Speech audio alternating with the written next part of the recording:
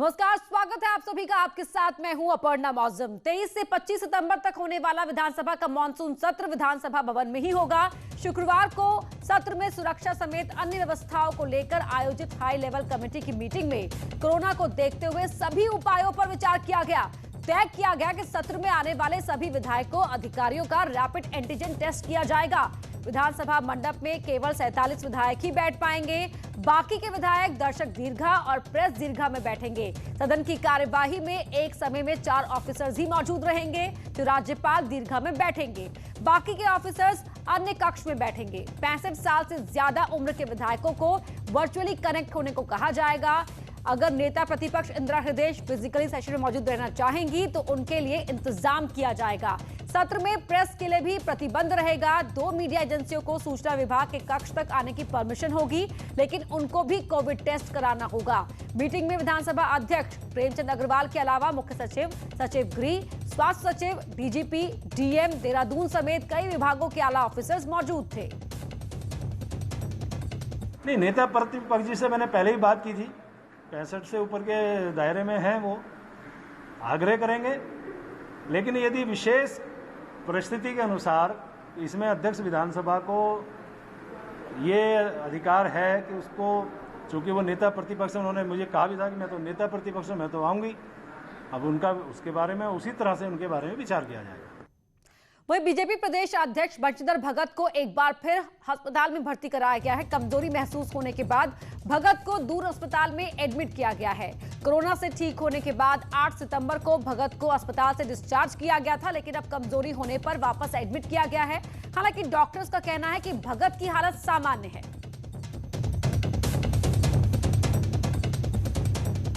वहीं कोरोना के केसेस लगातार बढ़ते जा रहे हैं। बीजेपी के एक और विधायक कोरोना पॉजिटिव मिले हैं। झबरेड़ा से विधायक देशराज कर्णवाल कोरोना पॉजिटिव मिले हैं। बता दें कि इससे पहले विधायक कुंवर प्रणव चैंपियन, विनोद चमोली, बंशीधर भगत, मंत्री मदन कौशिक, सुरेश राठौड़ कोरोना संक्रमित हो चुके हैं।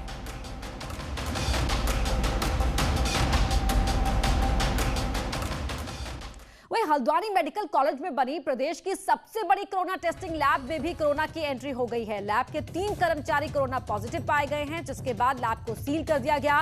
लैब कंप्लीट सैनिटाइजेशन के बाद ही जांच के लिए खोली जाएगी। कुमाऊं के सभी जिलों के सैंपल हल्द्वानी ही लाए जाते हैं और यहीं पर जांच होती है। लिहाजा हल्द्वानी लैब का बंद होना खासी परेशानी बढ़ा सकता है। सुशीला तिवारी अस्पताल से एक कोरोना पॉजिटिव प्रेग्नेंट महिला मरीज फरार हो गई है। बताया जा रहा है कि फरार महिला भागकर अपने मायके गदरपुर पहुंच गई। महिला ऑपरेशन के डर से फरार हो गई। महिला भीमताल से रेफर होकर सुशीला तिवारी अस्पताल आई थी।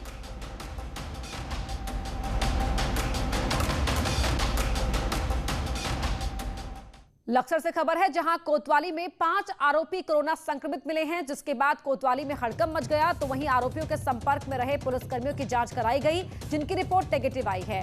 पुलिस ने बलात्कार के एक आरोपी और नकली शराब बनाने वाले 4 लोगों को अरेस्ट किया है, जिन्हें कोर्ट में पेश करने से पहले कोविड टेस्ट कराया गया, जिसमें सभी पॉजिटिव मिले। वहीं आरोपियों के पॉजिटिव आने के बाद कोतवाली में आवाजाही को बंद कर दिया गया है। इनका है 5 मुलजिम हमारे पास है। मेडिकल के जो प्रावधान है कि पेश करने से पहले मेडिकल होता है, तो उसमें हमने रैपिड एंटीजन किया, जिसमें 5 के 5 पॉजिटिव आए हैं। अब आगे की कार्रवाई प्रशासन खुद देखेंगे। बुलेटिन में आप बात सीएम त्रिवेंद्र सिंह रावत की। कोरोना काल में भी सीएम त्रिवेंद्र लगातार एक्टिव है और अधिकारियों के संपर्क में हैं। वहीं सीएम त्रिवेंद्र रावत का कहना है कि बढ़ते कोरोना के मामलों में लोगों को सतर्कता बरतने की आवश्यकता है और जरूरत पड़ी तो राज्य सरकार लॉकडाउन पर भी विचार कर सकती है। वहीं सीएम ने पहली बार कैबिनेट विस्तार पर खुलकर बात की और कहा कि कैबिनेट विस्तार होगा, हालांकि पहले वो हाईकमान से बात करेंगे। सीएम त्रिवेंद्र रावत से खास बातचीत की न्यूज 18 के उत्तराखंड एडिटर अनुपम त्रिवेदी ने। उत्तराखंड में कोरोना का आंकड़ा 28,000 पार कर गया है। लगातार बढ़ते केसों को देखते हुए स्टेट गवर्नमेंट किस तरीके से आगे की तैयारियां कर रही है और किस तरीके से इसको थामा जाए, यही सब बात करेंगे। मेरे साथ हैं उत्तराखंड के मुख्यमंत्री त्रिवेंद्र सिंह रावत साहब। रावत साहब, अब जो आंकड़े लगातार बढ़ रहे हैं, क्या ये चिंताजनक है? निश्चित रूप से जिस तरह से पिछले 5-7 दिनों में कोविड केसेज बढ़े हैं, तो एक्स्ट्रा हमको अवेयरनेस की ज़रूरत है। ये भी है कि जो हम टेस्टिंग हमारी बढ़ी है, उसके कारण भी स्वाभाविक रूप से केसेज बढ़ रहे हैं। लेकिन हाँ, इसमें हमको बहुत सावधान और सतर्क रहने की आवश्यकता है और इसमें आम आदमी को सतर्क होना होगा, आम आदमी को जागरूक होना होगा, तभी हम इसको नियंत्रित कर सकते हैं। सरकार की तरफ से हमारी पूरी तैयारियां चल रही हैं। हमने प्राइवेट अस्पताल को भी वेंटिलेटर उपलब्ध कराए हैं, कराने का आदेश किए हैं, ताकि आवश्यकता पड़ने पर अगर वेंटिलेटर की ज़रूरत पड़ती है तो उनका इस्तेमाल हो सके। हर किसी अस्पताल की अपनी एक लिमिट है और चाहे एम्स हों या हमारे डिस्ट्रिक्ट हॉस्पिटल हों, मेडिकल कॉलेज हों, कुछ जगह सैचुरेशन परिस्थिति आई है तो हम उनको और अपने वेंटिलेटर उपलब्ध करा रहे हैं। हमारी कोशिश रहेगी कि किसी तरह की दिक्कत ऐसे जो गंभीर प्रवृत्ति के जो पेशेंट हैं उनको ना हो। लोगों को होम आइसोलेशन की तरफ जानने की ज़रूरत है। इनके घरों में व्यवस्था है तो उनको आइसोलेशन में जाना चाहिए। सरकार ने उसके लिए उन लोगों को छूट भी दी है और बड़ी डिमांड भी थी पूरे राज्य से कि होम आइसोलेशन की व्यवस्था होना चाहिए। तो मैं समझता हूँ कि सावधानी और सतर्कता से ही हम इसको नियंत्रित कर सकते हैं। अच्छा, दूसरी एक डिमांड आई है, बीजेपी के 2 विधायकों ने भी कहा है, कुछ लोगों का भी ऐसा मानना है कि इस समय हमें लॉकडाउन ज़्यादा कड़ाई से क्या करने की ज़रूरत है? देखिए, अभी जो RCMR हो, स्वास्थ्य विभाग हो, उनकी तरफ से जो एडवाइजरी जारी होती है, हम उसी को फॉलोअप करते हैं, क्योंकि कोई विधायक या मिनिस्टर एक्सपर्ट नहीं है और इसलिए विशेषज्ञों की राय के आधार पर हम इस पर आगे बढ़ते हैं। लेकिन अगर आवश्यकता पड़ी तो ये महसूस हुआ कि भाई लॉकडाउन की ज़रूरत है, तो ऐसा भी नहीं है कि हम नहीं करेंगे। लेकिन हाँ, अभी ऐसी कोई आवश्यकता आज महसूस नहीं होती है। जो भी हमको RCMR जो भी हमको गाइडलाइंस जारी करेगा उस पर हम अनुपालन करेंगे और लगातार हम भारत सरकार से भी संपर्क में रहते हैं, उनसे भी हमारी पूछताछ होती है। वो जैसा भी हमको एडवाइस करेंगे हम उस हिसाब से आगे काम करेंगे। जी, एक सवाल ये था कि आपका कैबिनेट में 3 पद खाली हैं और कई विधायक भी इस समय बोल रहे हैं कि अब एक्सपेंशन होना चाहिए, कई लोगों की ऐसी इच्छा है, इस बारे में क्या कॉल है?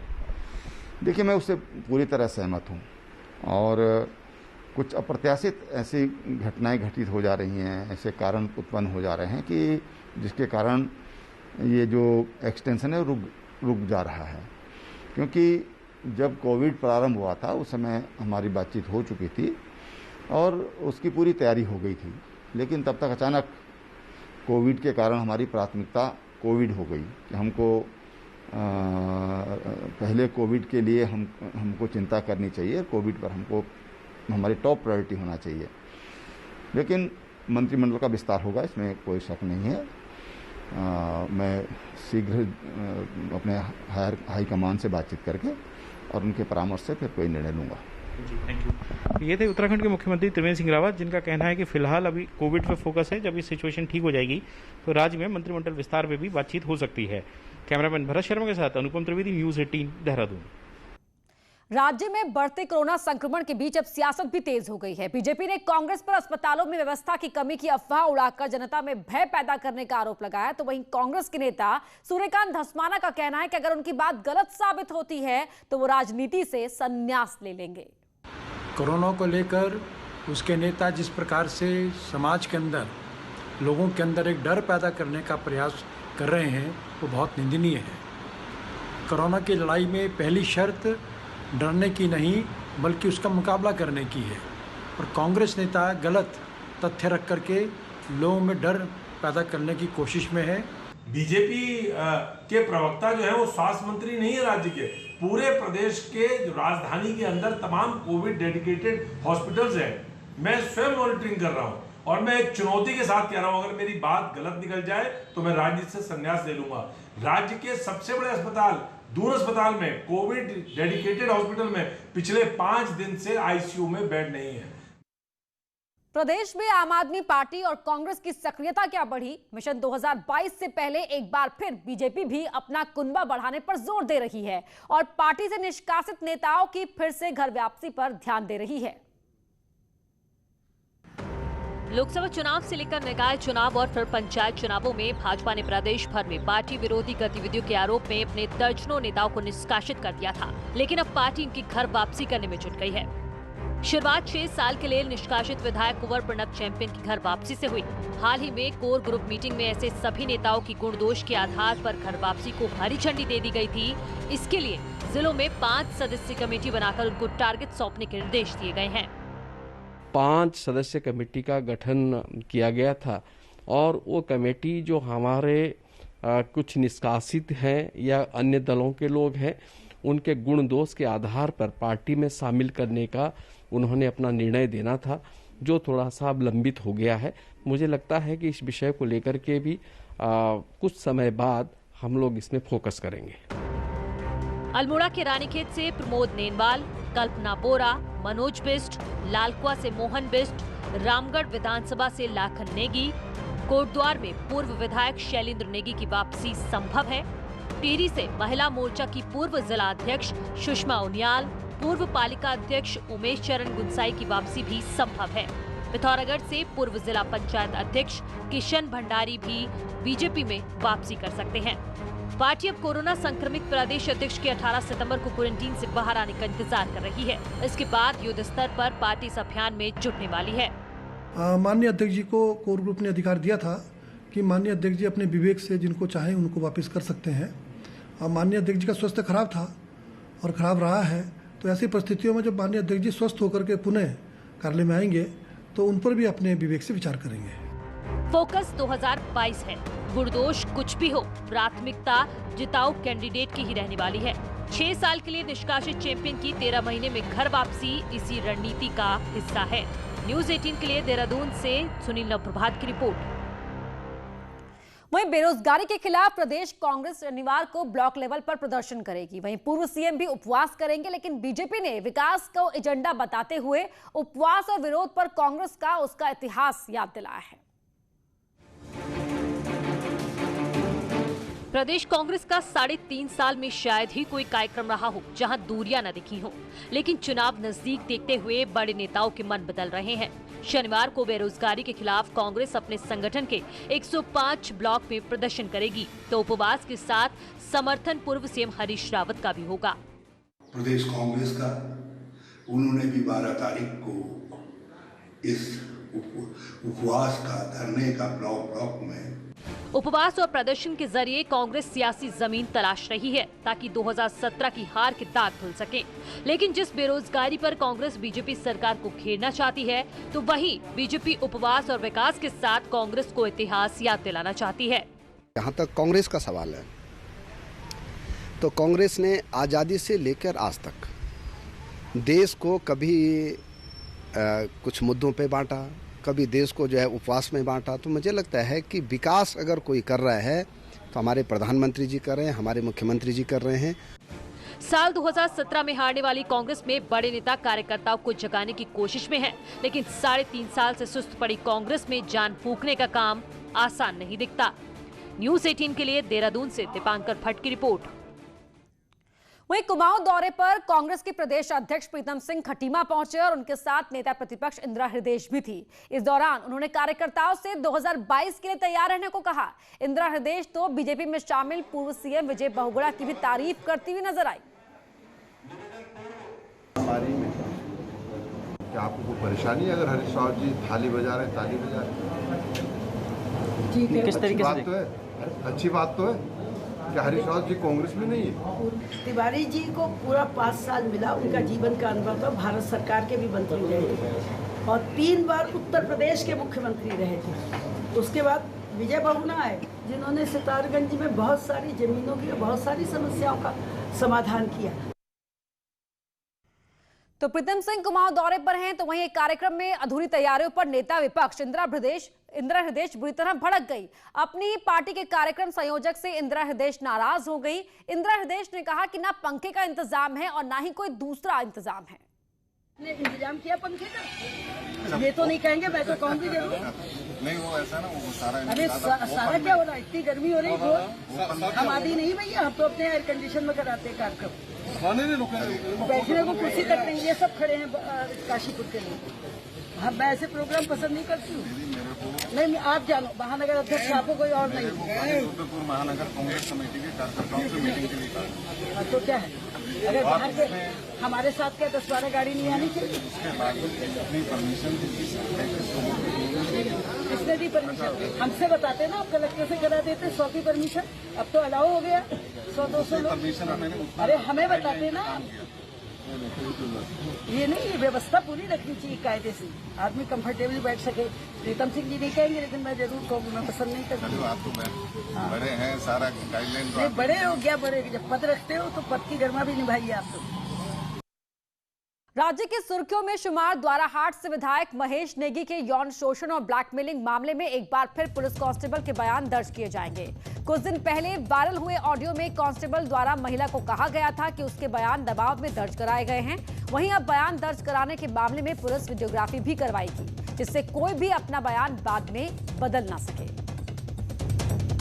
कि जो महिला हैं उनके बयान जो है ठीक तरीके से रिकॉर्ड नहीं किए जा रहे हैं, तो इन्वेस्टिगेटिंग ऑफिसर को बताया गया है कि जो भी स्टेटमेंट उनको रिकॉर्ड करते हैं उसको वीडियोग्राफी करवा लें, ताकि किसी प्रकार का कोई संशय न रहे बयानों को लेकर के, तो उनको कम्युनिकेट कर दिया गया है। वहीं देहरादून में बीते 2 दिन पहले डोईवाला के सुनार गांव में हुई महिला प्रोफेसर पुतुल घोष की हत्या का खुलासा पुलिस ने कर दिया है। पुलिस ने मृतक प्रोफेसर के घर से ले जाई गई ज्वेलरी भी बरामद की है। 72 घंटे के अंदर पुलिस ने मर्डर की थियरी सुलझाने के साथ ही आरोपी को अरेस्ट कर लिया। आरोपी का कहना है कि उसका महिला से अवैध संबंध था, लेकिन वो इन सब चीजों से बाहर आना चाहता था, जिसकी वजह से उसने महिला की हत्या की। देखिए, ये इसमें जो एक्यूज्ड है तनुज जसवाल, इसको अरेस्ट किया गया है और इसमें जो एविडेंसेस हैं वो सारे कलेक्ट कर लिए गए हैं। मेनली जो है इसका जो इसमें बात निकल के आई है, कुछ महीने पहले ये जो जिनकी डेथ हुई है महिला की, उनके संपर्क उधम सिंह नगर के जसपुर में दंदहाड़े लूट की वारदात को अंजाम दिया गया। घटना सुतमिल चौकी के पास की है। यहां बाइक सवार 3 बदमाशों ने युवक से 50,000 रुपए लूट लिए। हालांकि शिकायत के बाद पुलिस अलर्ट हुई और जांच टीम बनाकर आरोपियों को भी पकड़ लिया गया है। साथ ही लूटी गई 50,000 की रकम भी बरामद कर ली गई। और यहां रुकेंगे एक छोटे से ब्रेक के लिए।